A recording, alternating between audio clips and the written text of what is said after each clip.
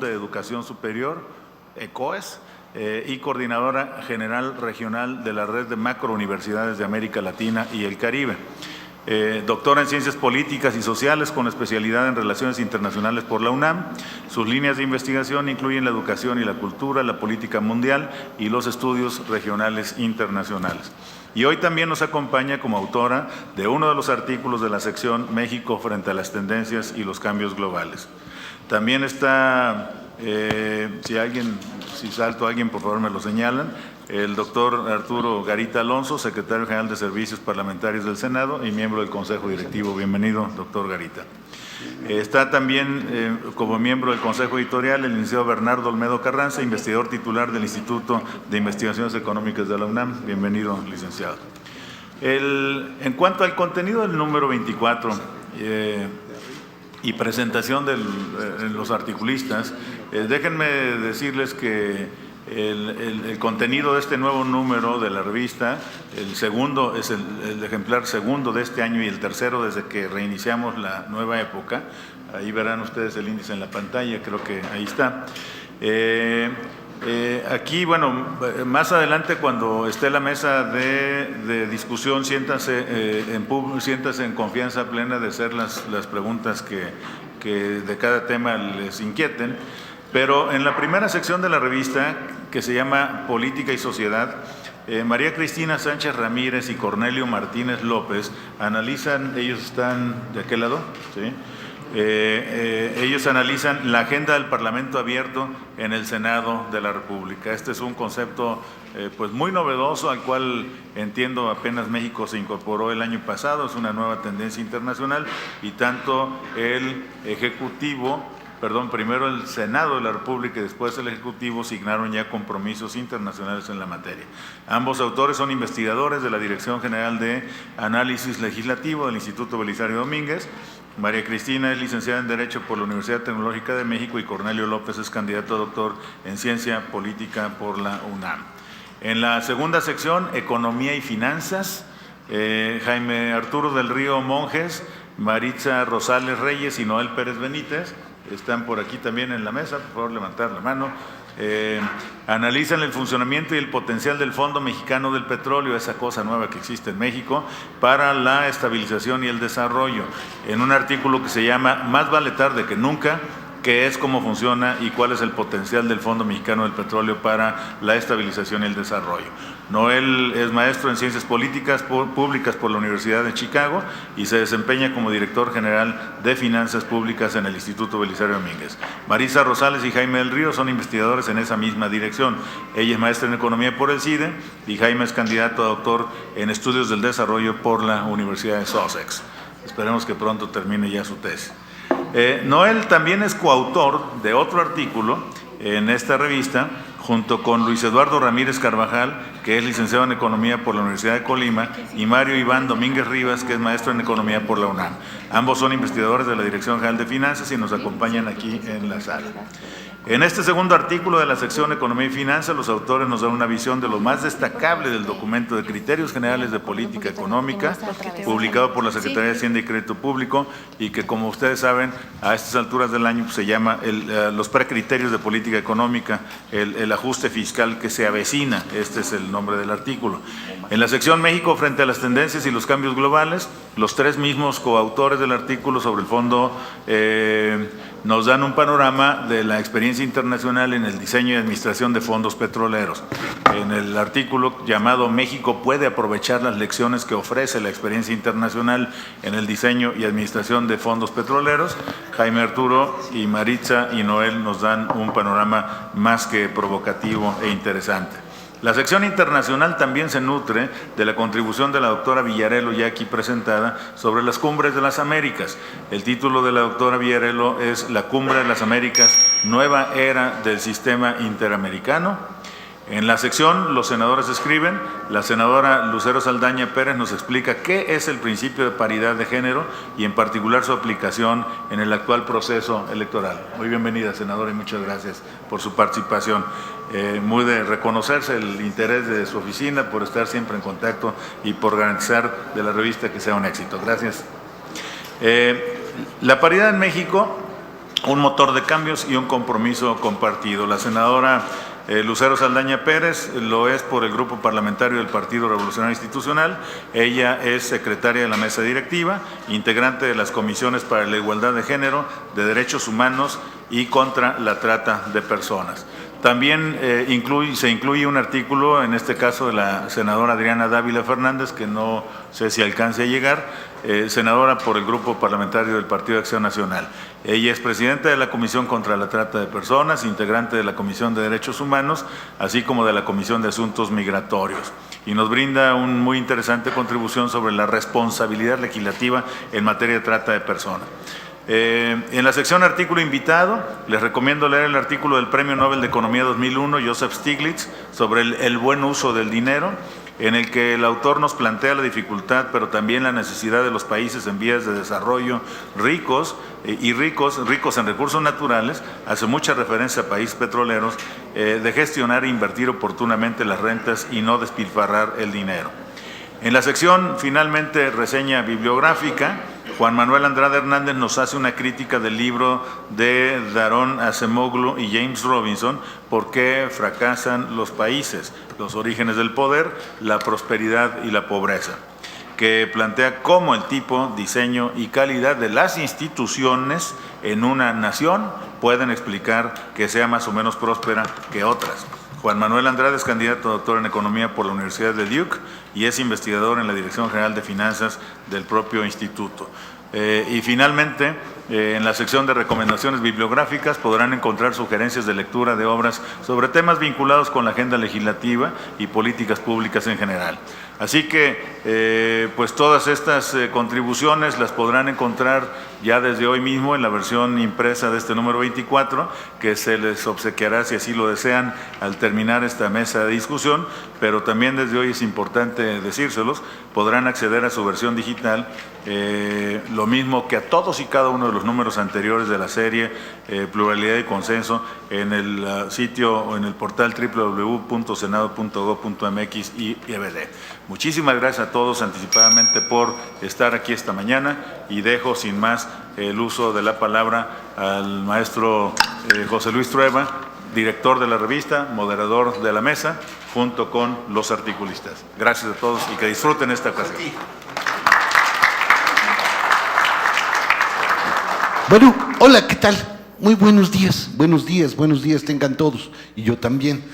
Qué bueno que estamos aquí, me encanta encontrarnos a ras de piso, a ras de cancha todos, y valdría la pena, antes de empezar, nada más detenernos un segundito, en pensar por qué estamos dialogando.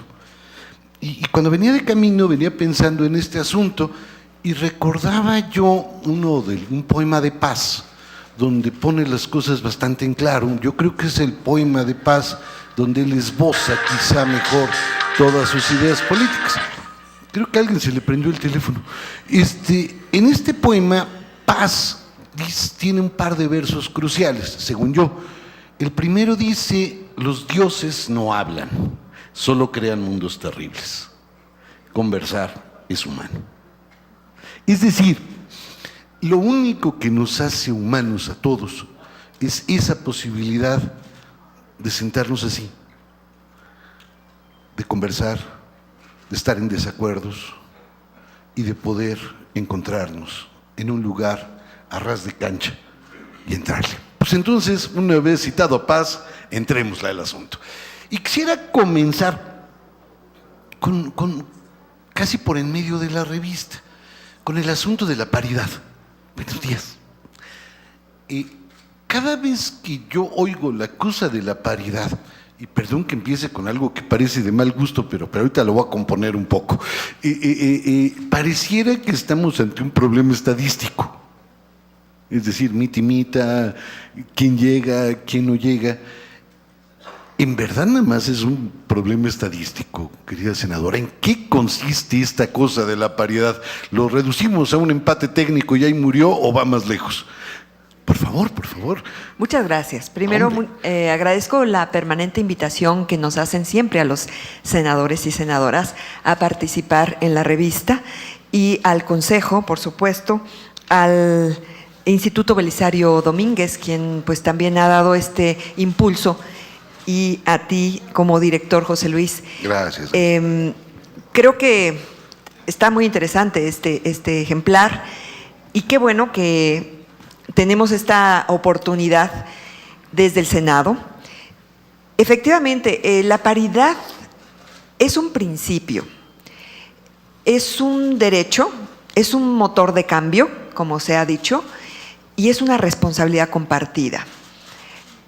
La paridad no solamente es el que después de cuotas, que se fue dando un proceso en todo el mundo y en nuestro país, sobre todo en los 90s, que fue dándose de un 20, 25, 30, 40%, con todos los vicios y todo esquivar lo que estaba en las leyes secundarias. Y resulta que en todo el mundo pues se ve esta necesidad. Europa también está propiciando a que ya se dé de manera natural, de ser posible, y lo que vemos es que las leyes son un principio, son un piso, que no es en automático porque la ley lo establece, ya se aplica desafortunadamente por los aspectos culturales. Entonces, la paridad tiene que ver con equilibrio, con el que si la sociedad en su gran mayoría está constituida por hombres y mujeres, una de las desigualdades más grandes pues se da en ese sentido. Sí, se ha visto estadísticas de que somos más del 50% del electorado, no solamente de la población, que las mujeres deciden la elección, prácticamente, en algunos lugares es hasta el 57%, aparte de fenómenos migratorios. Entonces, ¿qué sucede cuando se reconoce el voto de las mujeres en México? No fue una concesión gratuita, sino fue una lucha conjunta que se decía, no es justo que por el hecho de haber nacido mujer o haber nacido hombre, tengamos derechos distintos. En esto se basó la petición del sufragio, y cuando se ve, ok, las mujeres votan, están en las casillas como representantes, están en las filas, en fin, pero no están representando ahí, sobre todo en el legislativo. Se ha hablado en el poder legislativo. Y vemos un gran déficit, que lo podemos seguir platicando. Estoy hablando en este análisis de que ha habido esfuerzos conjuntos, esfuerzos mundiales, esfuerzos regionales, porque se reconozca que el hecho de tener derecho al voto no da una sociedad democrática o igualitaria. Vemos que el derecho al voto municipal fue en nuestro país por ahí de los 30s y el voto a nivel nacional de los 50s, 53, y el déficit mayor es no hemos alcanzado ni el 10% de presidencias municipales como titulares. Entonces, en este análisis se reconocen acciones positivas, acciones afirmativas, en donde se fortalece el principio de igualdad. Entonces, estamos hablando de igualdad electoral, igualdad en los espacios públicos, en los espacios políticos, y el poder tener esos accesos, esas oportunidades con igualdad de resultados. Entonces, la paridad significa ese reconocer que la sociedad no solamente es plural, sino también es diversa, y que en esa diversidad no puede haber excluidos o excluidas, y estas medidas son medidas como acciones afirmativas. Las cuotas fueron compensatorias de manera temporal, y la paridad es definitiva, es decir, ya no es marcha atrás. Ya no hay marcha atrás. Ay, venga, por favor. Oiga, pero aquí hay una, perdón que haga una pregunta un poco rara, pero es algo que a mí siempre me da vueltas en la cabeza. Cuando nosotros hablamos de esta paridad de géneros, que me parece sensacional, no ponemos en duda uno de los principales logros sociales. Es decir, yo estoy convencido, ahora sí que de la Revolución Francesa para acá, una cosa que nos ha hecho grandes es que terminamos con las sociedades donde todo se decidía por coito. Es decir, mis papás me engendraron rey, ¿para qué me eligen? Ya mis papás hicieron su chamba. Acabamos con esta sociedad y propusimos una sociedad meritocrática. Esta sociedad meritocrática no solo necesita un piso firme y luego ya de ahí nos vamos todos y el que llegue llegó, o es necesario además del piso firme algunos escalones adicionales para el género. ¿Cómo conciliamos esta cosa meritocrática, pues que a mí me gusta mucho, que gane el que se lo merece, con esta cosa de cuota, con esta cosa? ¿Cómo lo conciliamos?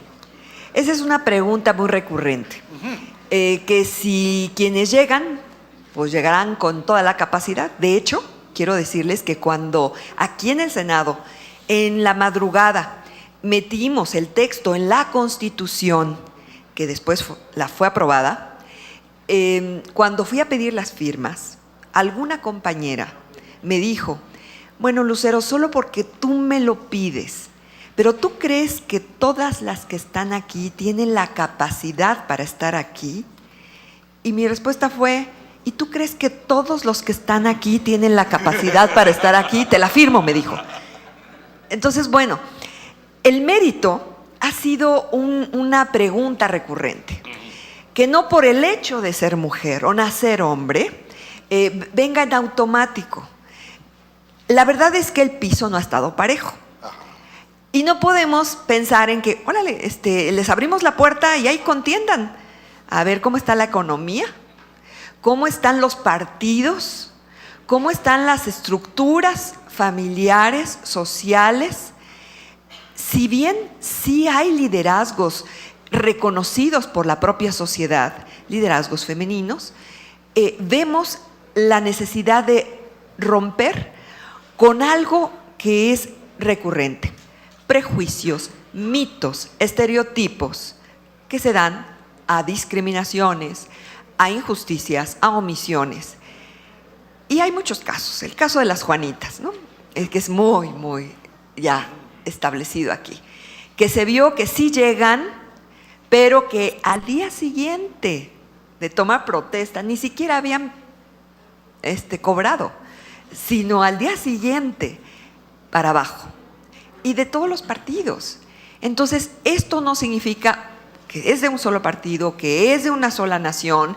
Si fuera así, pues sería más fácil erradicarlo, sino que históricamente ha habido esto de que las reglas estuvieron establecidas desde un punto de vista, desde un enfoque, y venir a participar en la educación, en el trabajo, ¿por qué no en la política? Y imagínense, yo me cuestiono mucho más, ¿por qué no en el gobierno municipal, que es el más cercano a la sociedad, donde quienes conocen si pasa la basura, si falta el agua, si los servicios, pues son principalmente las mujeres? Entonces, sí, el tema del mérito hoy está rebasado. Cuando yo tengo 35 años en política y me ha tocado no solamente participar en el ejercicio, sino también con el estudio de maestría y doctorado en el tema. Y fui a una comunidad en Puebla, no tan lejana.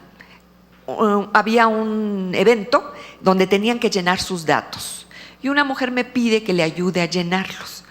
Cuando me da la fecha de nacimiento, dije, ay, igual que la mía, pero la veía pues mínimo 10 años mayor. Y cuando le pregunto, ¿cuántos años de escolaridad? Me dice, ni un solo día fui a la escuela. Entonces, ¿es falta de capacidad o falta de oportunidad? Las oportunidades no han sido iguales. Sí, no, piso disparejísimo. Por favor, claro que se puede. Muy breve, pero... No, por favor, de eso se trata. Pero más un breve comentario. No necesariamente esta postura que me parece muy justa y muy necesaria tiene siempre que estar defendida o abanderada por las mujeres.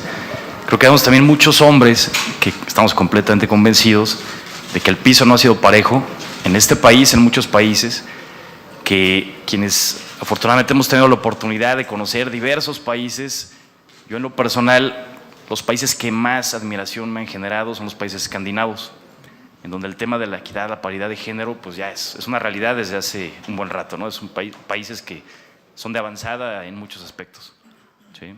Entonces, como nación, como México, como el país que me gustaría dejar para mis hijos, mis nietos, nietas, no sé, sí, me imagino un país más cercano a los países escandinavos. Claro.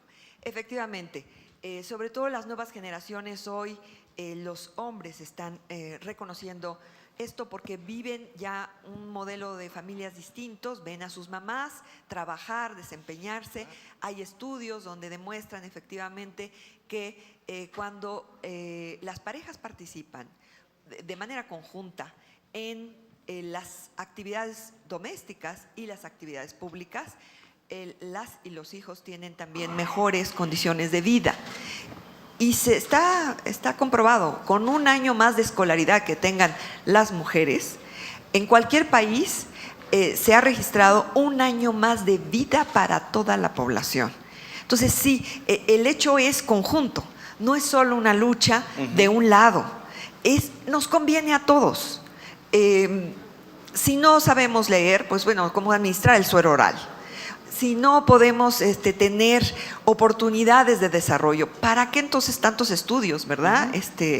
Entonces sí creemos que los países escandinavos han dado una muestra de el poder entender una democracia real y creo que nuestro país sigue habiendo, sobre todo en el ámbito rural, en el ámbito indígena, con muchos usos y costumbres que hoy por hoy los derechos humanos, los derechos de las personas deben estar por encima. Entonces nos toca a toda la sociedad. Hay grupos plurales de mujeres, el Grupo Plural de Mujeres que ha estado participando fuertemente, que quiero también hacer un reconocimiento aquí en nuestro país.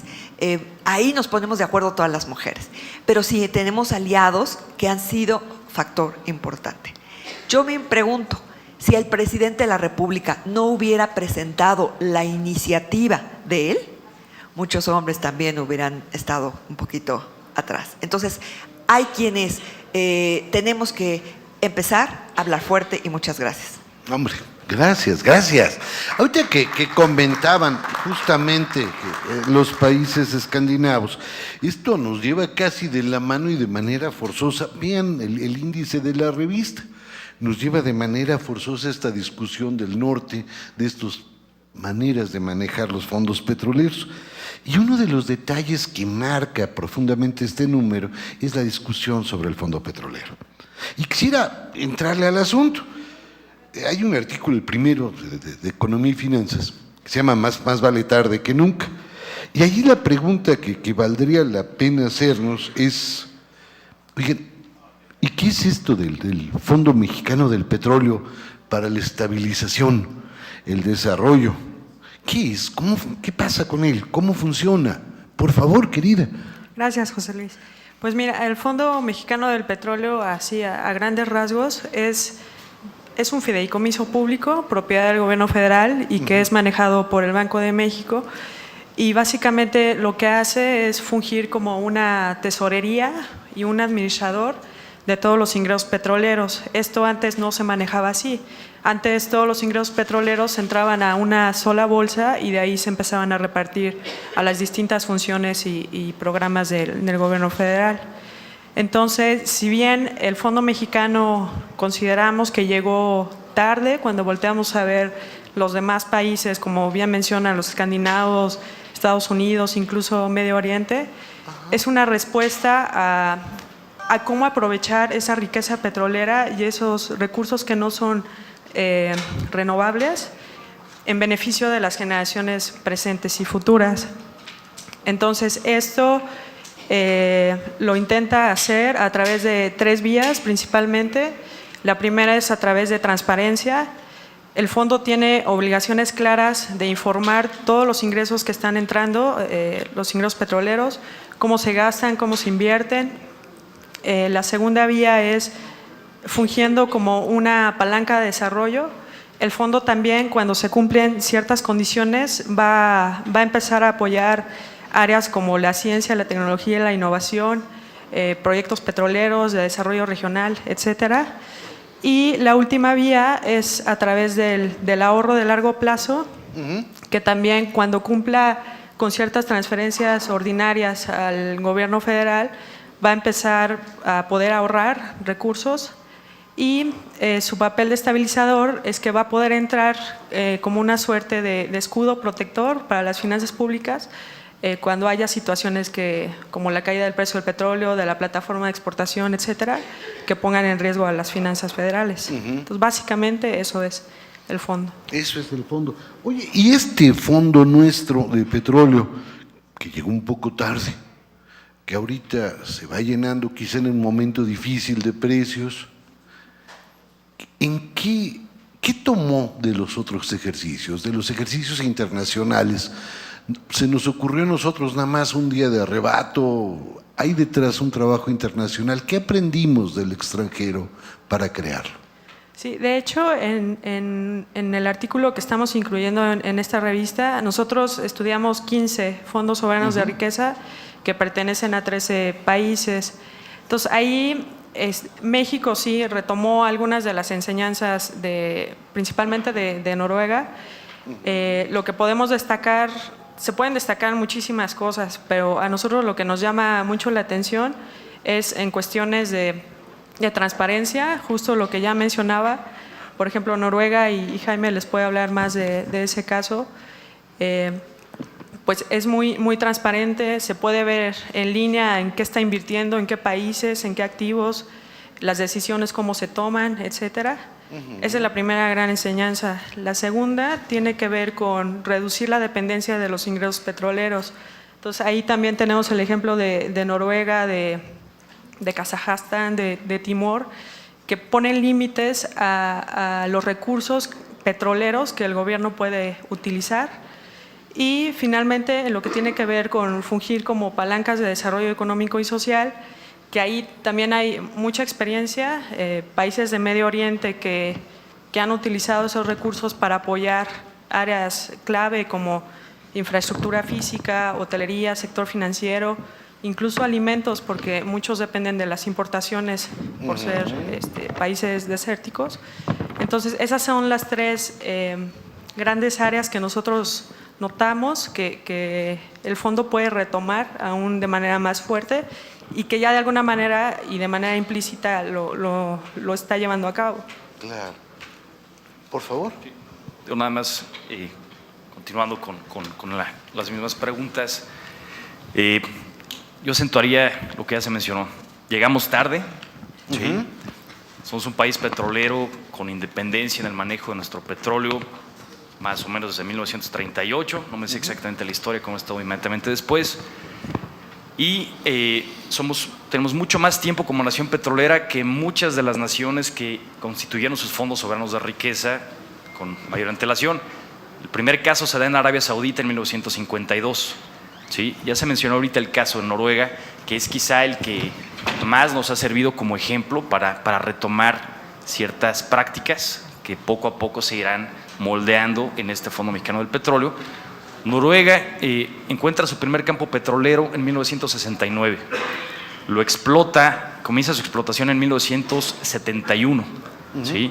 En 1990 crea su Fondo Soberano de Riqueza. Después de una racha que no nos será ajena a nosotros como que lo vivimos, de administrar la abundancia. A ellos también les tocó el boom petrolero de principios, mediados de los 70s hasta principios de los 80s. Y también tuvieron una experiencia bastante negativa. ¿Sí? Gastaron de más. En 1990 deciden que hay que ponerle orden al uso de los recursos petroleros, de la riqueza petrolera. Hasta el año 2001, Noruega toma la decisión de ponerle un límite a los recursos que se pueden transferir del fondo petrolero al presupuesto público, y solo bajo ciertos escenarios de déficit presupuestario no vinculado al petróleo, ¿sí? Y con un monto máximo que fuera igual al rendimiento anual esperado de ese fondo, que lo fijaron en 4%. Esta ha sido la principal lección que podemos nosotros presentarles de la experiencia internacional. Si yo tuviera que escoger una lección de todas las 10, 15 que encontramos como mejores prácticas que podrían servirle al caso mexicano, es esa. Sale del ámbito de operación directa de un fondo petrolero. Esto es más un tema de una estrategia de política pública, de una estrategia fiscal, estrategia hacendaria, ¿sí? Pero esa ha sido la clave para que Noruega, siendo un país pequeño, no tiene tanto petróleo ni siquiera como nosotros, ¿sí? Noruega es el 15º productor de petróleo a nivel mundial, nosotros somos el 10º. Tomando los últimos datos que maneja la Agencia de Información de Energía de Estados Unidos de 2013, nuestras reservas son mayores que las de Noruega, son casi el doble de las reservas de Noruega, ¿sí? Nosotros exportamos más, produjimos más petróleo en ese año. Sin embargo, Noruega sí pudo tomar la decisión a tiempo de no estar extrayendo dinero de la renta petrolera para financiar el gasto público. Obviamente, esto tiene que ver que tienen en orden sus indicadores en cuanto a recaudación tributaria. Noruega es el 8º país de la OCDE en cuanto a la proporción que representa del PIB su recaudación tributaria. Llega hasta el 40%, 40.8% del PIB lo que recauda de impuestos. México es el último lugar, ¿sí? México recaudó en 2013 19.7% del PIB. Ya estamos ahora en un tema de reforma hacendaria, no es la primera versión que encontramos, pero el reto es ese. Primero poner en orden, no utilizar como lo hemos utilizado durante tanto tiempo, y no exclusivamente México, muchos países lo han hecho, la renta petrolera como si fuera un regalo, ya lo menciona Stiglitz en su artículo. Hay que gastar el dinero de la mejor forma, de la forma más estratégica, ¿sí? Y la renta petrolera proveniente de un recurso natural renovable y finito, que tarde o temprano se podrá agotar o podrán cambiar las condiciones del mercado internacional, donde inclusive su precio baje. ¿Por qué? Por diversas razones que me gustaría tocar más adelante en el tema de la sustentabilidad, ¿sí? Puede ser que llegue un momento en que ya no sea para nosotros esa fuente de riqueza como lo es ahora. El reto es poderlo aprovechar de forma intertemporal, de forma que beneficiemos no solo a generaciones presentes, sino a generaciones futuras. Y después les sigo. Muy bien, pero fíjate que una cosa que me llama la atención de estas dos intervenciones es justo este proceso de crear una institución transparente, abierta, a vista de todos. Y eso creo que nos lleva de manera directa justo a lo que tú reseñas en la revista, esta capacidad para decir, hay países que les va bien por cierto tipo de instituciones y hay países que les va de la mismísima por tener otro tipo de instituciones. Te paso mi micrófono para que nos cuentes, porque estoy más cerca yo, perdón. Perdón que me atraviese. Muchas gracias, José Luis. De hecho, agradezco el espacio de pluralidad y consenso para tratar y abordar una de las preguntas que ha inquietado a la humanidad. Pues prácticamente desde que Adam Smith en 1776 lanzara la pregunta, ¿no? O sea, ¿qué ha hecho que unas naciones sean más prósperas que otras? Entonces, en ese sentido, diversos académicos, economistas, politólogos y de todas las índoles, de las diferentes ramas sociales, se han dado a la tarea de abordar pues, posibles respuestas, incluyendo aspectos culturales, aspectos intrínsecos a cada sociedad, e incluso se han desenvuelto aspectos geográficos y climáticos para tratar de explicar el por qué unas naciones son más prósperas que otras. Está este fenómeno norte-sur, todas esas explicaciones. Sin embargo, este par de académicos, hasta cierto punto revolucionarios con una nueva parte de la economía política, se dieron a la tarea de investigar durante 15 años diversos ejemplos que van desde el Imperio Romano, el Imperio Otomano, pasando por los mayas incluso, hasta llegar a lo que es la época contemporánea de la China, países latinoamericanos, África, países subsaharianos, para con todo este cúmulo de información, exponer que realmente son las instituciones el aspecto clave, desde su diseño, su implementación y su calidad. Entonces, para ponerlo, y como lo dice la reseña, de una forma muy fácil, una sociedad funciona con el conjunto de reglas políticas y económicas que fueron implantadas conjuntamente por la ciudadanía y el Estado. Entonces, en ese sentido, las instituciones económicas son las encargadas de establecer los incentivos económicos que harán que los ciudadanos se favorezcan de toda esa actividad. En tanto, el proceso político es quien dictamina o quien determina con qué instituciones contará una sociedad. Y finalmente, el proceso político, las instituciones políticas, son las que dicen cómo funciona ese proceso. Entonces es como que cerramos toda la pinza, ¿no? Realmente, la parte económica y política siempre están vinculadas, esos ciclos políticos y económicos están de la mano para dictaminar cómo va a funcionar una sociedad, con qué incentivos vamos a contar y hacia dónde queremos llevarla. Entonces, en ese sentido, creo que retomando la pregunta y lo que es el Fondo Mexicano del Petróleo, es una nueva institución, sí, que precisamente permite alinear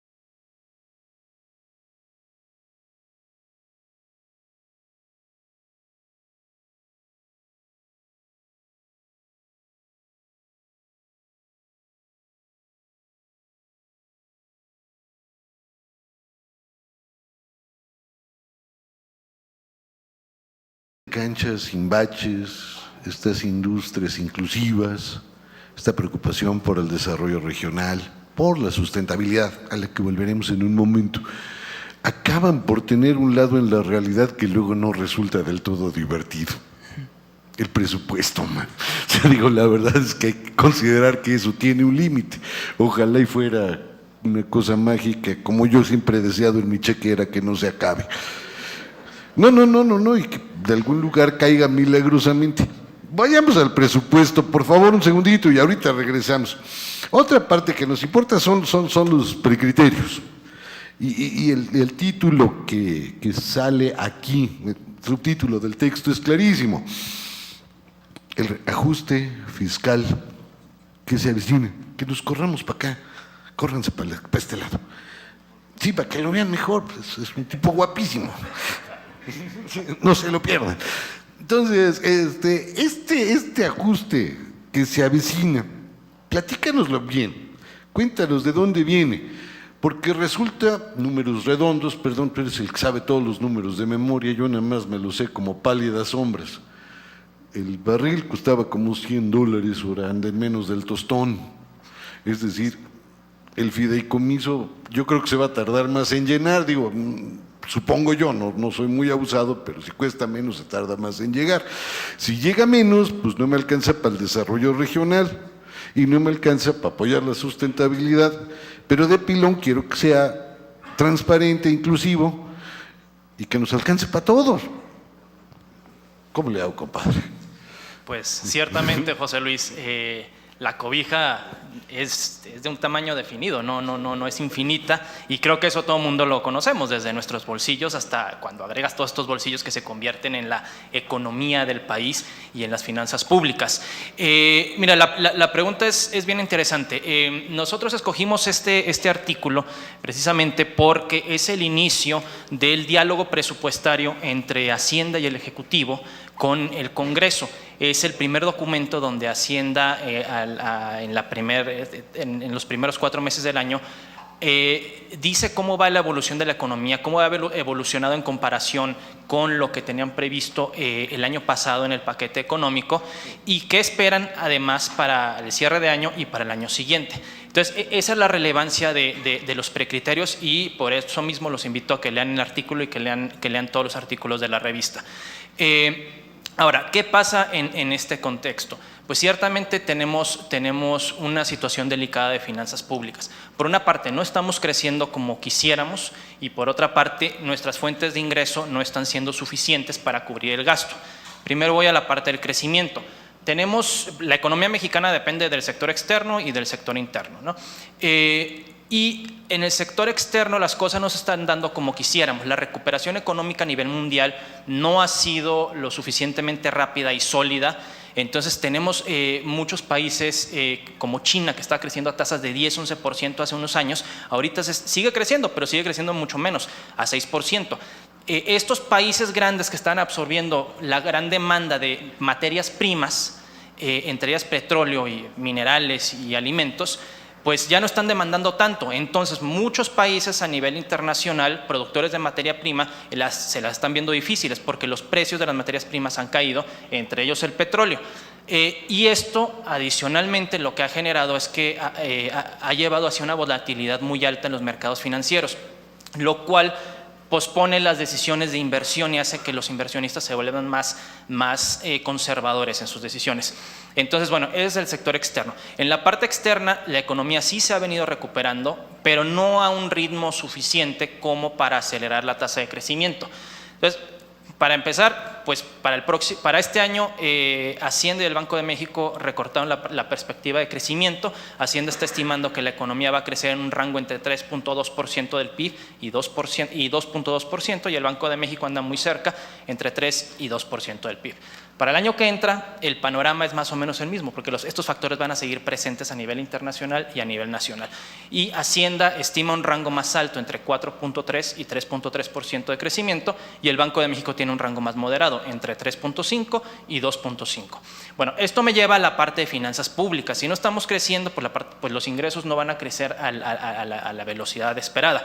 Pero adicionalmente tenemos, como decías, el tema del petróleo. Si las finanzas públicas tienen una alta dependencia del petróleo, aunque durante este año la dependencia ha caído bastante en estos 4 meses, pero lo que sí vemos es que si tenemos un precio más bajo y una menor plataforma de producción, vamos a tener menos ingresos en la parte presupuestaria.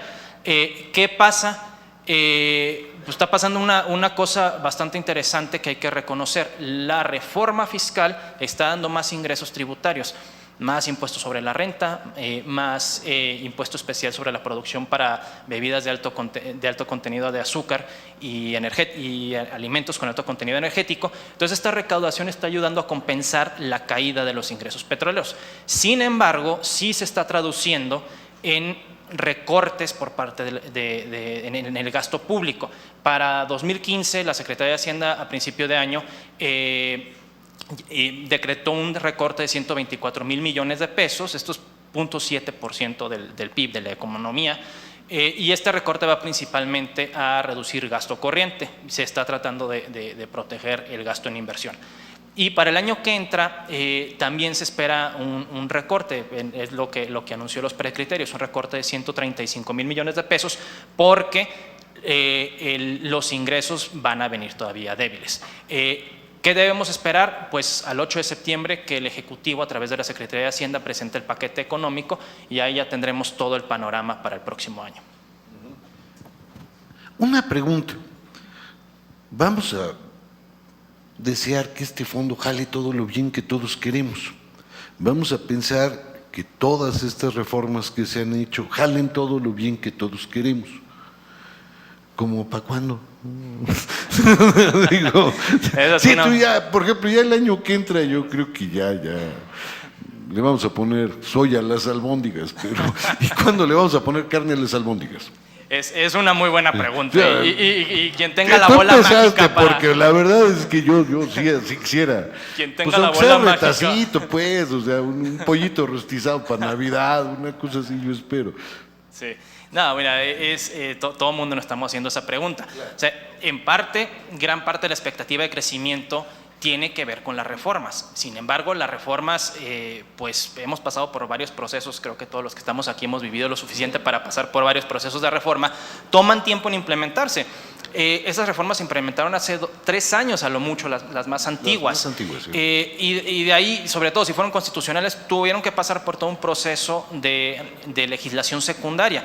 Termina esa legislación y ahí se echan a andar las cosas. Entonces, en realidad, hasta 2014, 2015 es cuando empiezas a ver el efecto de la implementación. Claro. Yo calculo que sí nos faltan de perdido unos 3, 4 años para que se empiece a ver. ¿Por qué?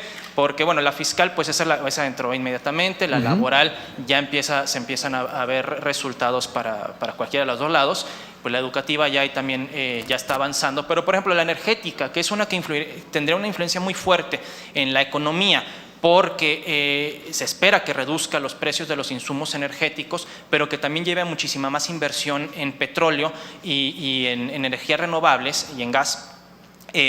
Pues esa toma tiempo, ¿no? Es como que vas mañana y le haces un pozo en el suelo y va a salir petróleo. Son inversiones de 5, 7, 10 años. Sí, luego refinarlo, da lata, pero con una ventaja, ¿no?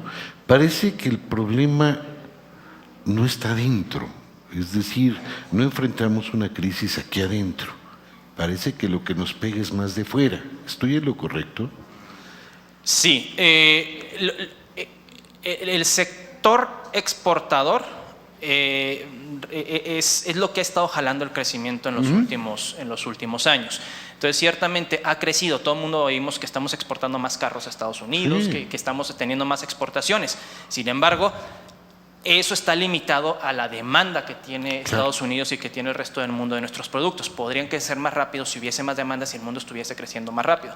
Pero internamente sí tenemos, o sea, sí existe espacio para que haya mayor dinamismo de la economía interna. Ahora, eso pasa por muchos factores y el más importante es pues la capacidad de gasto de todos los mexicanos, que nuestro bolsillo alcance para poder seguir comprando e invirtiendo. Eso estaría sensacional. Quisiera volver,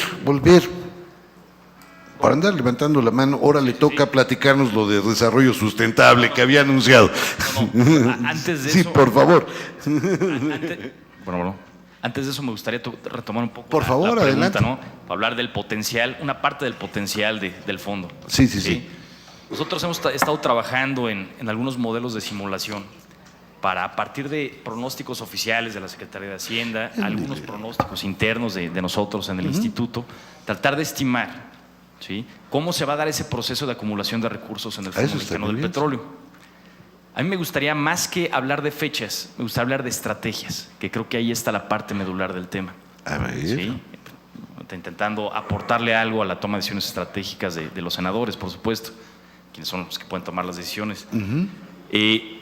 Nosotros comparamos dos escenarios. Un escenario base donde tomamos los pronósticos oficiales, así como vienen, las últimas versiones, ¿sí?, de ciertas variables que nos explican la acumulación de recursos en la reserva del fondo. La reserva del fondo es la que va a acumular ahorro de largo plazo una vez que el fondo anualmente haya transferido al presupuesto de egresos de la Federación 4.7% del Producto Interno Bruto, menos lo que haya sido acumulado por impuesto sobre la renta petrolero, es decir, de aquellas empresas, tanto de Pemex como empresas privadas que hayan participado en actividades de exploración o extracción de hidrocarburos, tengan que pagar su ISR, ese ISR se va a ir directo al SAT. Entonces, el fondo va a hacer transferencias a diversos fondos de estabilización, etcétera, etcétera. En total tendrá que sumar 4.7% del PIB menos ISR petrolero. Ok, eso es anualmente. En los siguientes años, como ya se mencionó, la caída del precio del petróleo principalmente y todavía el tiempo que requiere la plataforma de producción para recuperarse, pues van a hacer que esto sea más difícil de alcanzar. Inclusive no va a llegar muy probablemente a esa cifra mínima que se le está pidiendo al fondo para el PEF. ¿Sí? Sí, con la reforma energética, que también, así como llegamos tarde en los fondos soberanos de riqueza, llegamos tarde con la reforma energética. Es un tema que se ha venido discutiendo por mucho tiempo, pero bueno, ya está aquí, ya se retomó en el país. Si con la reforma energética se empiezan a fomentar los proyectos que aumenten esa plataforma de producción, bueno, pues empezaremos a recuperar ese nivel de producción de petróleo. Sin embargo, ahí viene otro reto, que es en la plataforma de exportación, ¿sí? Estados Unidos ya lleva un buen rato, bueno, algunos años, metiéndole durísimo el tema energético, no solo en la parte de combustibles fósiles, sobre todo en el tema de gas y petróleo de lutitas, el shale, sino también en el tema de las energías renovables. Y se espera que en unos años Estados Unidos sea autosustentable, autoabastecible de energéticos. Nosotros a quien más le vendíamos petróleo era Estados Unidos. Nos ha estado dejando de comprar petróleo, pero no solo a nosotros, a todo el mundo. Entonces, ese petróleo que ya no le vendemos a Estados Unidos, ahora tenemos el reto como país de colocarlo en otras naciones. Ahí se han apuntado un poco España y la India para sustituir un poco de ese petróleo, pero todavía tenemos ese reto. Pero bueno, sin meterme tanto al rollo esto de los insumos que van a alimentar las ganancias directas del fondo, ¿sí? Lo que sí te puedo decir es que como estrategia país, si nosotros fijáramos una estrategia para gradualmente reducir esa transferencia de recursos del Fondo Mexicano del Petróleo al PEF, gradualmente, poco a poquito, en lo que hacemos los ajustes necesarios, ¿sí? Y esto no me lo estoy sacando de la manga. Esto fue una propuesta de un partido político dentro del paquete de iniciativas de reforma energética que se presentaron y discutieron en el Senado. Ahí se hablaba de un periodo de transición de 10 años para reducir a la mitad los recursos que se tomaban del Fondo Mexicano del Petróleo, es decir, de la renta petrolera, al presupuesto de egresos de la Federación. Esto, por supuesto, que implica retos. No estamos diciendo que sea fácil ni de la noche a la mañana, ¿sí? Pero yo vería esta crisis que estamos enfrentando como país, con esta caída del precio del petróleo, como una oportunidad al mismo tiempo para hacer los ajustes necesarios. ¿En qué tendríamos que hacer ajustes? En primer lugar, tenemos que ver en dónde están las áreas de oportunidad. Para empezar, en el gasto público, para mejorar su desempeño, para mejorar su eficiencia, mejorar su eficacia, mejorar el impacto que tiene el gasto público y mejorar los procesos de transparencia y rendición de cuentas. Si ya atendimos la parte del gasto, ahora sí con mayor autoridad moral, el gobierno podrá decir, ¿saben qué? Necesitamos analizar si todavía estamos en un nivel o no suficiente de ingresos tributarios. Ya mencionaba yo hace un momento lo de la OCDE. Estamos en el último lugar. La media de la OCDE en 2013 era 34.1% del PIB. Nosotros estábamos en 19.7%. Ahora, como menciona Noel, este primer trimestre, con la reforma hacendaria en parte, esa participación de los ingresos petroleros en el presupuesto ha disminuido, pero principalmente ha disminuido por la caída del precio del petróleo. Sí se ha venido compensando casi proporcionalmente, aunque le falta un pedazo, por mayores ingresos tributarios a raíz de la reforma hacendaria. O sea, sí vamos en ese sentido correcto, en mi opinión, ¿sí? Entonces, el reto, y ya no quiero extender demasiado, el reto para aprovechar el potencial de este Fondo Soberano de Riqueza es facilitar el ahorro de largo plazo, porque de ahí se podrán utilizar recursos para utilizarlos en inversiones estratégicas en seguridad social, en pensiones, en becas de posgrado, en desarrollo regional industrial, en energías renovables, etcétera, ¿sí? Pero se requieren esos recursos. Y para facilitar la acumulación de esos recursos de ahorro de largo plazo, es fundamental no ahorcar tanto al fondo. Tenemos que irle soltando la cuerda poco a poquito, gradualmente, y aprovechemos esta crisis actual como una oportunidad para enderezar las cosas en este país. ¿Y la sustentabilidad? ¿Sería otro rol? ¿Me lo invento? O, bueno. Dejémoslo al ratito, vayamos a eso, ahora aguantémonos tantito, porque fíjense ustedes este asunto que hemos estado discutiendo de las instituciones, estas extractivas, estas que son inclusivas, y otra cosa que también está pegadísima con el asunto que nosotros tratamos en la revista, es la idea de la agenda del Parlamento abierto en el Senado. Apantallame todito y dime, nada más, ¿qué es esto del Parlamento abierto? ¿Quiere decir que va a ser al aire libre? O sea, sin la pretensión de apantallar, más que de invitarlos a leer la colaboración que ahí viene, que hicimos con la licenciada Cristina. No perder de vista, yo los invito a no perder de vista dos cosas. Se ha hablado aquí de procesos de reformas y atender que estos procesos de reformas tienen una temporalidad distinta a nuestros ciclos vitales. Esta gran reforma que se puede apreciar también en los parlamentos, en el Congreso mexicano, pues hay un punto en el 97 cuando deja de ser hegemónico un solo partido y empieza a reestructurarse la relación, no solamente en la composición de los grupos parlamentarios, sino de todo el legislativo respecto al ejecutivo. Y después encontramos que hay una serie de cambios que empiezan a gestarse al interior de los congresos, no solo en México, empiezan a hacerse funcionales estas discusiones cuando discutimos los sistemas democráticos. Y esas discusiones en México vienen gestándose y se van dando a nivel de las leyes orgánicas del Congreso, del Senado, de Cámara de Diputados, y en algún punto encontramos que convergen con una discusión que se cristaliza en el 2012 en una declaración de parlamentos y que México suscribe en 2014, en el que hay el compromiso no solamente de ejecutar y de venir desarrollando sus funciones legislativas.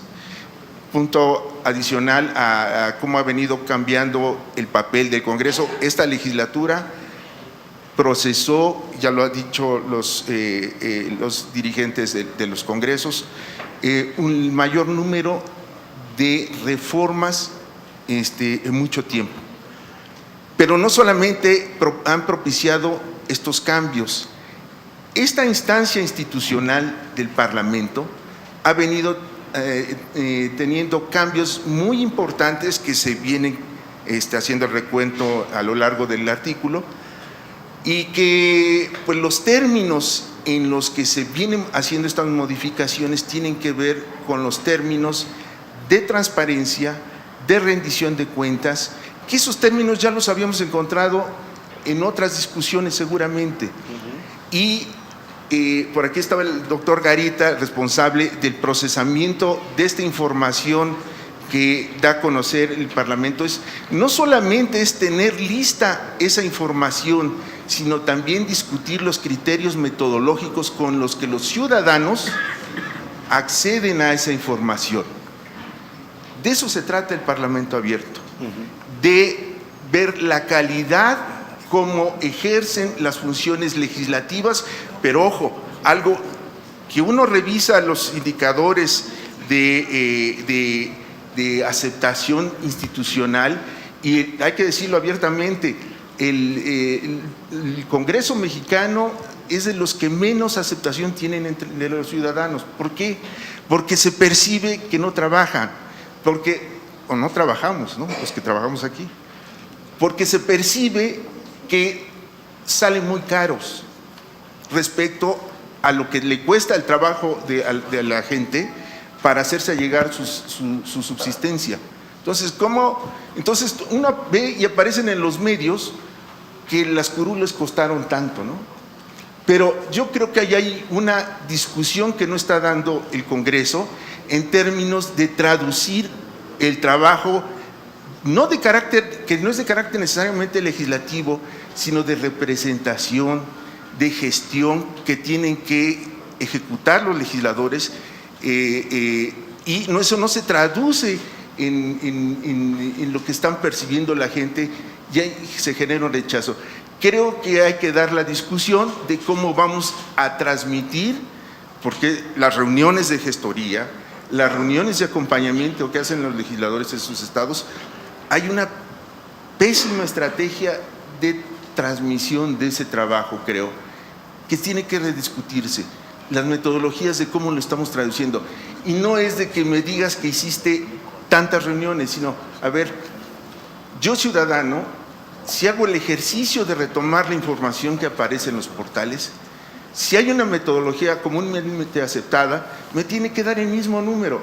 No tiene que seguir sucediendo, que me reporta una instancia tal número y no me checa con el otro, porque eso nos lleva a la desconfianza. De eso se trata el Parlamento abierto. Y querida, ¿para dónde lo vamos a llevar? Si hay alcances con eso. Bueno, el Senado de la República ha estado trabajando en en reformar desde la ley del Congreso General de los Estados Unidos, en poner, por ejemplo, la Liga para Infomex, está para transparencia, que es uno de los principios del Parlamento abierto, es transparentar todo, desde la función legislativa, la función administrativa, recursos, todo tipo de actividades que se realizan en el Parlamento.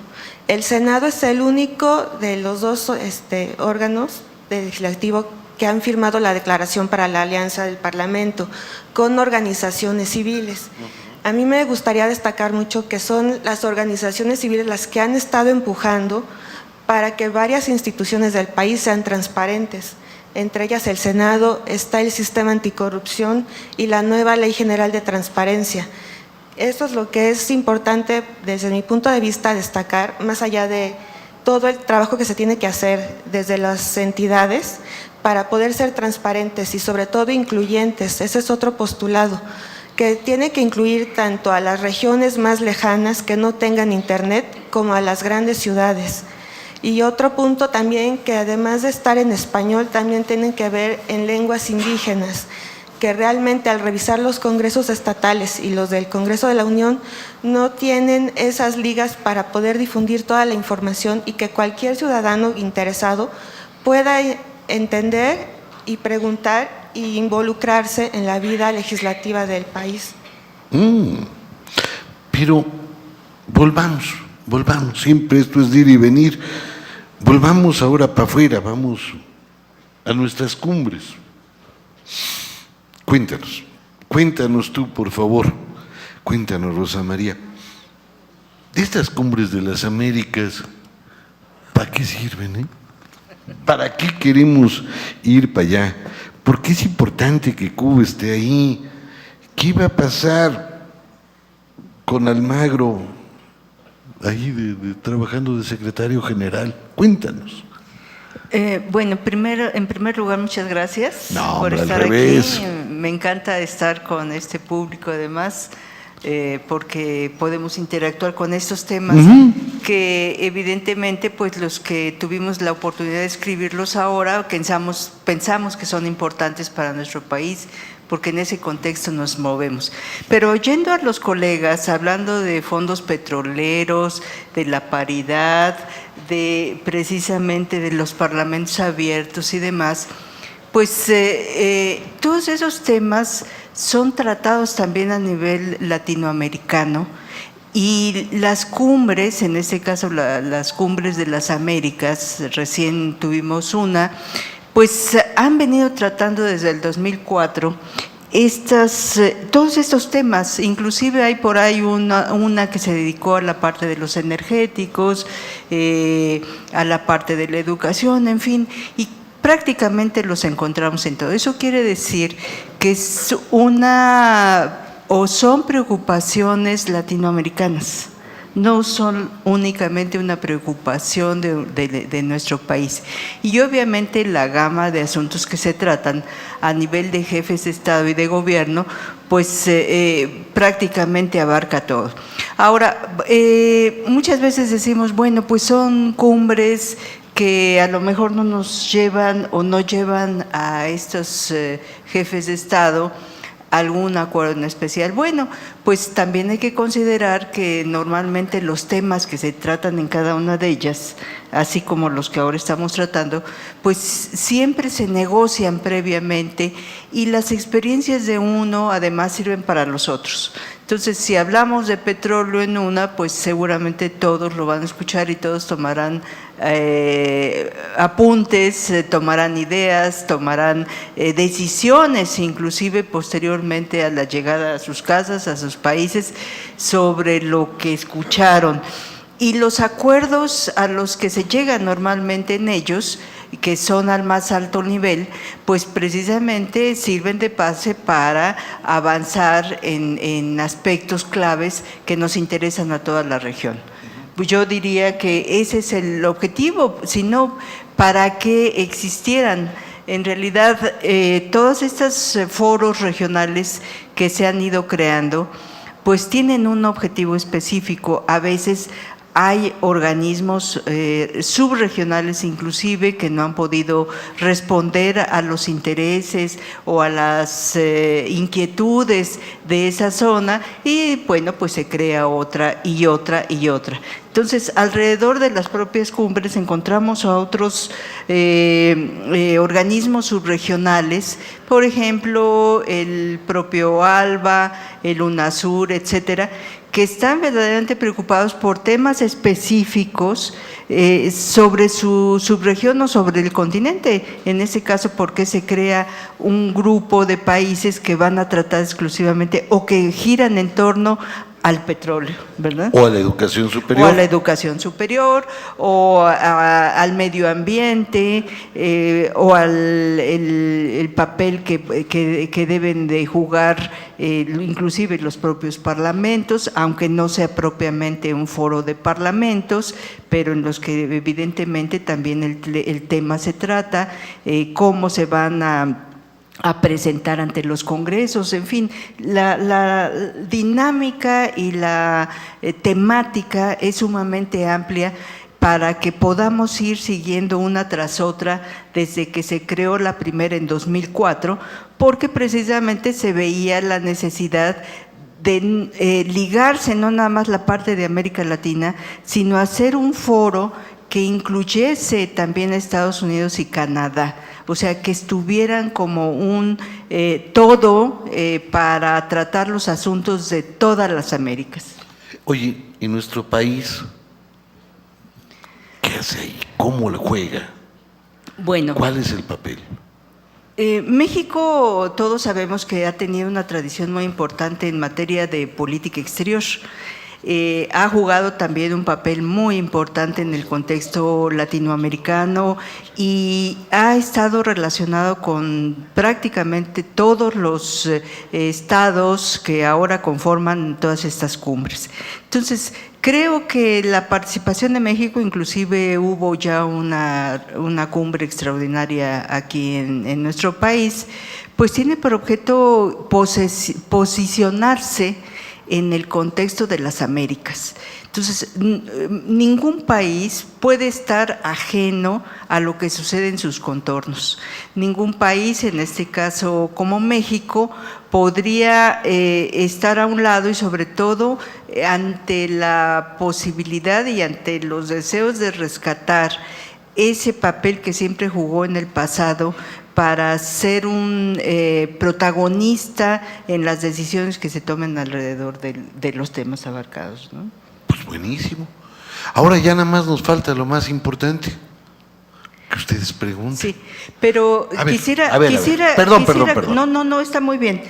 Quisiera yo, precisamente también por tu pregunta sobre el por qué la educación superior. Exacto, sí. Y quiero sí mencionarlo porque justamente ahorita a nivel nacional estamos en un tema de debate de por qué, por ejemplo, se retrasan las evaluaciones de los profesores. Y aunque el tema de la cumbre fue, sobre todo de esta última, hubo un foro específico sobre educación superior en donde participaron los rectores de las principales universidades de toda la región, 400 rectores desde Canadá hasta Argentina. Lo relaciono por lo siguiente, porque nos hemos estado habituando a que siempre el tema de la educación, sea primaria, secundaria, terciaria, lo que ustedes gusten, gira en torno al estudiante, al alumno. Pero les quiero decir que la nueva tendencia, y sobre todo, por cierto, quiero mencionar a uno de los grandes ideólogos también al respecto, que recientemente estuvo en México, un francés, Gilles Lipovetsky, no sé si ustedes lo han escuchado, y precisamente dice él, es que ya no, el punto central de la educación ya no está necesariamente en el estudiante, está en el profesor, ¿sí? Entonces, a donde hay que voltear a ver es al profesor. Hay que ver al profesor cómo actúa, cuáles son sus conocimientos, cómo hay que evaluar al profesor precisamente para que pueda tener esa interacción y pueda transmitir los conocimientos básicos, actuales, modernos, que requiere una educación de calidad. Entonces, por eso quise hacer mención nuevamente a la parte de educación, que me había preguntado aquí el maestro Trueba, y que creo que nosotros deberíamos tomarlo. Ahora, en efecto, hay una como indignación general en el país porque se retrasó indefinidamente toda esa evaluación, y creo que en efecto se está poniendo el dedo en la llaga de un aspecto en donde todos sabemos que la educación, como dicen, no es un gasto, es una inversión, y que nosotros debemos de considerar a futuro. Muchas gracias. Hombre, al contrario. ¿Pero qué crees? Mira, ya llegaron las primeras preguntas. No, se le está clavando. Sí. Pues quiere hacerlas opacas. Ay, no es cierto. Es un recado de su novia. Perdón, no es para tanto. Oigan, empiezan a llegar las preguntas y déjenme leerlas tal cual. Le haré correcciones de comas nada más. Fíjense, esta está divertida, a Jaime del Río. Si Estados Unidos será autosuficiente en sus reservas, ¿por qué no resultará que no les interesa nuestra reforma energética y por lo tanto no van a invertir? Otra vez, va despacito. Si en los Estados Unidos van a ser autosuficientes, entonces si yo soy autosuficiente, ¿para qué le meto lana en México? Y luego, ¿qué va a pasar? Lo que yo leí, al menos en las iniciativas de reforma de energética que se presentaron en el Senado, que se discutieron, hablaban más o menos del 2020, más o menos como el 2020 como umbral para que Estados Unidos pase de ser un país importador neto de energéticos a ser autosuficiente. Posiblemente de ahí pase a ser un exportador neto, y que de hecho a nosotros ya nos ha venido surtiendo de gas natural ya desde hace un rato, porque ha bajado tanto el precio ahí en el gas natural que pues a nosotros nos ha convenido, entre comillas tal vez, comprar en lugar de fomentar nuestra producción interna. ¿Sí? Pero al menos en el corto plazo nos conviene, en el mediano largo plazo ya.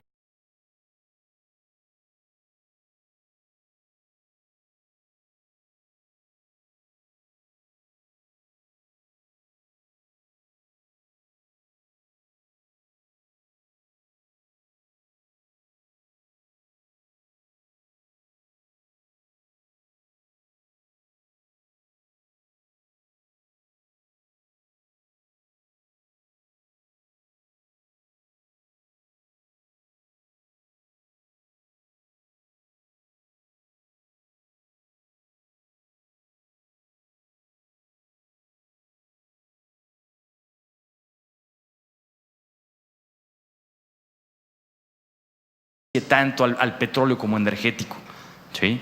Principalmente vinculado al tema ambiental, ¿no? Sabemos que es un combustible fósil que emite muchísimos gases de efecto invernadero, que contribuye al calentamiento global. Ya afortunadamente hay una tendencia cada vez más generalizada en la comunidad internacional de tomar más conciencia en estos temas. En diciembre se va a tener la COP, que es la conferencia de las partes de la Convención Marco de Naciones Unidas sobre el Cambio Climático, número 21.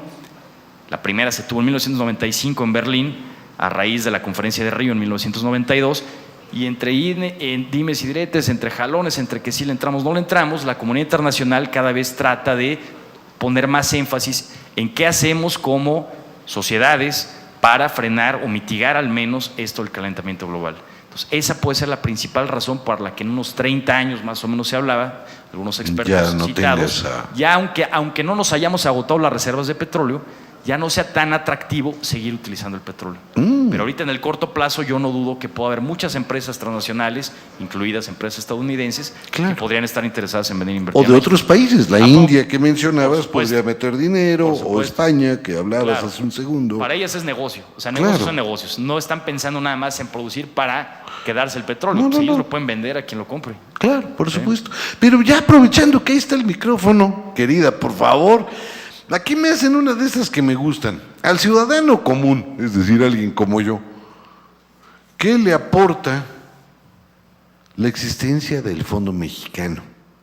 Aún más, dice este ciudadano común, oye, yo puedo confiar en esa institución. Ya ves como luego, que esto de la desconfianza, pues es consuetudinaria, man.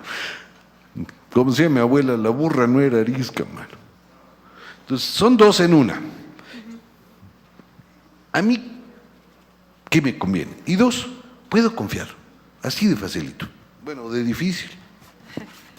Bueno, respecto a la primera, como ciudadano común, creo que la principal ventaja es que vamos a poder aprovechar un recurso que es no renovable para cuestiones más loables. Y me refiero sobre todo a las áreas de desarrollo que se van a poder estar apoyando cuando eventualmente el Fondo Mexicano tenga suficientes recursos. Entonces, va a impactar en pensión universal, un poco las áreas que ya mencionamos. Se va a estar financiando pensión universal, se va a estar apoyando las becas de posgrado, la ciencia, la tecnología, la innovación. Entonces, eventualmente eso nos va a beneficiar a todos como ciudadanos. Y respecto a la confianza, bueno, yo creo que el marco de gobernanza que se tomó para constituir el Fondo Mexicano del Petróleo ya está tomando en cuenta varios aspectos. Bueno, por un lado lo de la transparencia que ya mencionábamos, que creo que es un paso en la dirección correcta, y sobre todo la forma en cómo se organiza el comité técnico del fondo, que incluye también a miembros independientes. No solamente es el gobierno el que va a estar tomando las decisiones sobre cómo se utilizan los recursos petroleros, sino también va a haber representantes que van a llevar de alguna manera pues las necesidades o los deseos de cómo se deberían de usar esos recursos. Entonces, bueno, no sé si quieres agregar. Nada más, perdón, para completar, inclusive, Tomás, la primera parte de esta pregunta y completarlo. Bien, no te preocupes. Faltó mencionar la parte estratégica. ¿Sí? Ya mencioné el problema, el reto que se puede venir a nivel internacional del petróleo, etcétera. Sin embargo, está el tema de las energías renovables. Uno de los rubros en los que podrá invertir el fondo es en energías renovables. En la pregunta dicen, ¿por qué al ciudadano común le interesa esto del Fondo Mexicano? El Fondo Mexicano tiene el potencial para ser una palanca de desarrollo nacional. ¿Sí? Obviamente no va a ser la panacea, no va a resolver todo, pero sí puede hacer sinergias con otros recursos públicos, privados, por supuesto, para facilitar el desarrollo. Y si tomamos como estrategia desde ahorita, de forma temprana, el visualizar ese Fondo Mexicano del Petróleo como un fondo mexicano energético, eventualmente que transite de ser únicamente vinculado a los hidrocarburos a convertirse a un fondo de recursos que provienen de cualquier fuente de energía, sean combustibles fósiles o sean energías renovables. Podríamos transitar en el tiempo a no, una vez que se acabe o se deje de aprovechar o usar o ser atractivo el petróleo, pues ya se nos acabó el juego del Fondo Mexicano. ¿Por qué no lo convertimos en un fondo estratégico? Desde ahorita lo prevemos. Tenemos 30, 25 años para convertirlo en un fondo energético, para que el gobierno, a lo mejor en proyectos públicos privados o en iniciativas completamente privadas o públicas, de alguna forma se allegue de recursos para que se siga alimentando. Claro. ¿Sí? Y no se agote una vez que ya no se utilice el petróleo. Eso es una buena idea. Eso está bonito. Pero vamos para acá ahora. A ver, te presto mi micro. Ah, no, él tiene uno. Te hacen una pregunta muy, muy específica sobre Parlamento Abierto. Ahí te va. Dice, ¿hasta qué punto hemos avanzado en la agenda del Parlamento Abierto si no se le ha dado seguimiento a la Alianza para el Parlamento Abierto firmada por OSC y el IFAI? Pero te voy a pedir un favor. Yo creo que el IFAI todos los conocemos a todo dar, pero OSC, ahí sí yo desconozco lo que sea. Civiles. Por organizaciones de la sociedad civil. Perfecto, perdón. Yo pensé que era una institución única y monolítica. Bueno, en Parlamento Abierto es algo muy nuevo. Empezó en el 2011 en Washington, en el 2012 se firmó la declaración y hasta el 2014 en el Senado se firmó la declaratoria para la Alianza del Parlamento Abierto. Es un tema muy nuevo, muy reciente, pero a pesar de eso en el Senado se ha venido trabajando desde antes, desde los cambios con el canal del Congreso, la plataforma Infomex, y también hay una reforma a la Ley General del Congreso de los Estados Unidos mexicanos que se propone un apartado para la transparencia, la información pública y protección de datos personales. Esta minuta se mandó a la Cámara de Diputados y está ahí desde el 2 de febrero de este año para poderlo revisar y discutir y ya que se apruebe. Eso es lo que se ha hecho, y también lo más importante es que salió un diagnóstico en 2015, en abril, donde el Senado, entre todos los congresos locales y los federales, está mejor calificado junto con la Asamblea del DF. No se nota mucho el trabajo porque es lento y hay que hacer cambios estructurales desde adentro hacia afuera para que sea mucho más transparente, pero ha ido caminando. En el Diario Oficial de este año también se publicó el manual de percepciones, son maneras de ir transparentando recursos y cómo se maneja todo el trabajo parlamentario, que ahí es donde hay una deficiencia en las comisiones, porque no existe un registro de votaciones ni minutas de las sesiones. Entonces hay que ir avanzando poco a poco, pero son pasos que se están dando. Buenísimo, pues ya de una vez pasamos la paca. Ahí te van dos por una. Nos preguntan, ¿qué elementos del Fondo Mexicano del Petróleo se van a ver reflejados en el presupuesto del próximo año? Y de pilón, ¿este nuevo esquema va a afectar la transferencia de recursos a las entidades federativas, por supuesto? Perfecto. Desde este año el fondo ya está operando y ya está transfiriendo recursos al presupuesto. Es una cosa que empezó desde 2015, se le puede dar seguimiento. El fondo trimestralmente tiene que publicar sus resultados, tanto de lo que ingresó como de lo que está transfiriendo. Y lo mismo va a pasar el año que entra. Es esta cifra que hemos estado mencionando varias veces del 4.7% del PIB. ¿Por qué 4? Menos el impuesto sobre la renta de la actividad petrolera.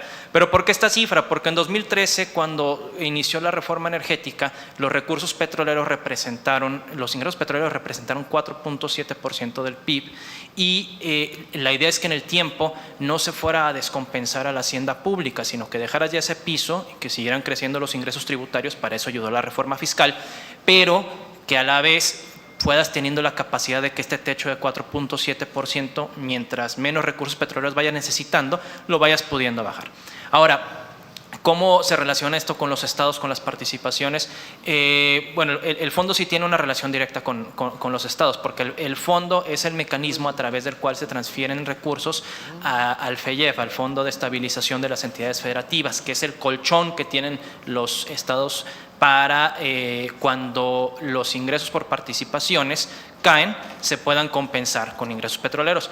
Y por otra parte, pues esta transferencia de 4.7% que entra al presupuesto no tiene un fin específico, es un alimentador del presupuesto. Entonces de ahí se sigue financiando también gasto federalizado. Así que al final de cuentas, para los estados no cambia nada, simplemente el origen ahora es claro, viene directamente del Fondo Mexicano del Petróleo.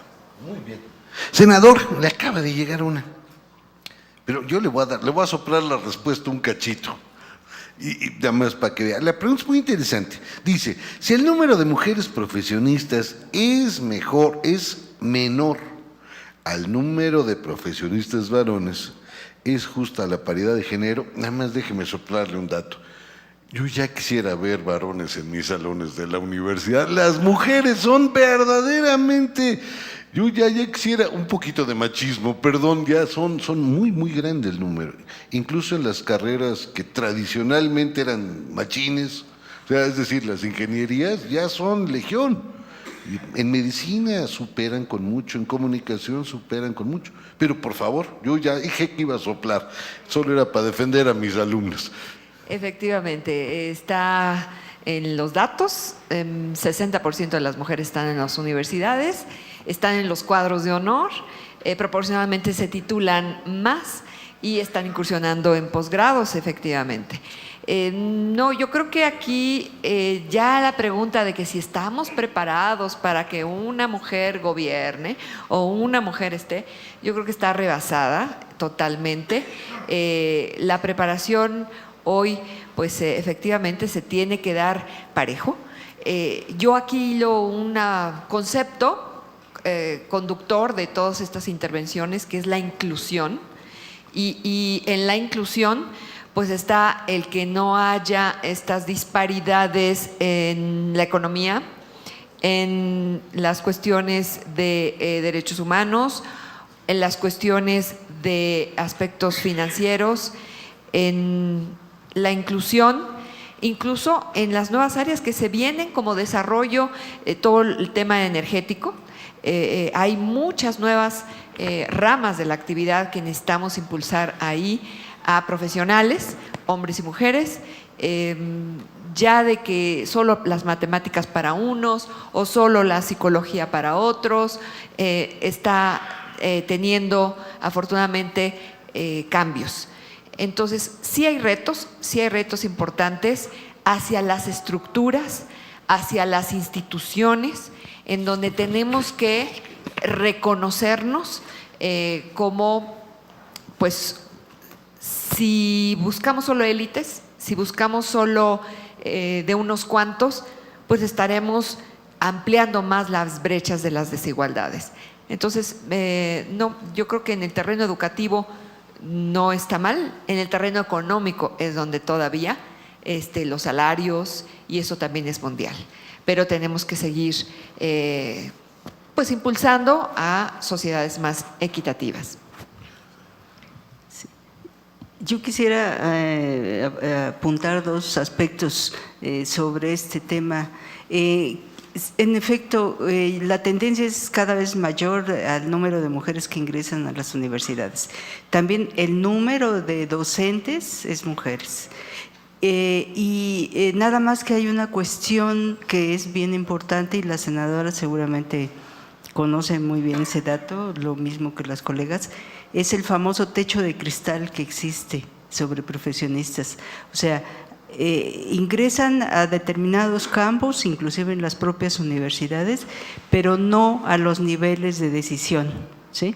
Entonces, hasta ahorita todavía tenemos contadas mujeres rectoras, por ejemplo, y mujeres que ocupan puestos de decisión en las universidades o en las empresas o en alguno de los otros campos. Entonces, todavía en ese sentido hay una mayor disparidad. Ella también. Por favor.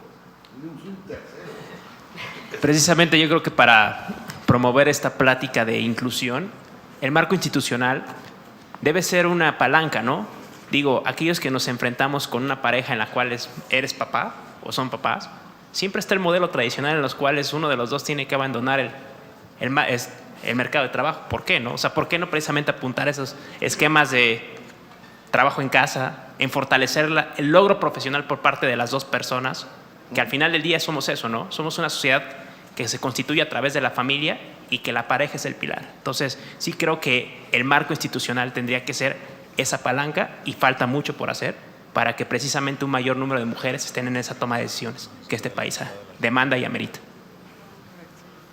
Es correcto, nada más es que ya no dos esferas, lo público y lo privado. Yo creo que aquí esas barreras se tienen que romper y que podamos transitar ambos en la crianza, educación de los hijos, en los nuevos roles, y en esa sinergia pues tenemos que cambiar estos aspectos de tipo cultural. Pues sí, y así pasa. Fíjate, cuando yo leía a Hobbes, no este Leviatán monstruo horroroso, sino cuando leía uno de sus tratados científicos, él decía una cosa maravillosa, que el chiste del hombre y de la mujer era que fueran dos instrumentos diferentes tocando la misma melodía, y que solo así jalaban las cosas. Les agradezco a todos por haber tocado la misma melodía. aunque hay días que no nos salió tan pareja. Les agradezco a los tres que ya no les pudimos contestar, les pido una disculpa a los que no les pudimos contestar, sobre todo los tratados internacionales de México, a los que no le entramos a lo de Oaxaca y a los de la vinculación del presupuesto de egresos y todo esto. Una disculpa, muchas gracias por estar con nosotros y que para dentro de unos meses, como decían nuestros más caros filósofos, Chaffy Kelly, que se refifa el fulfe de afio.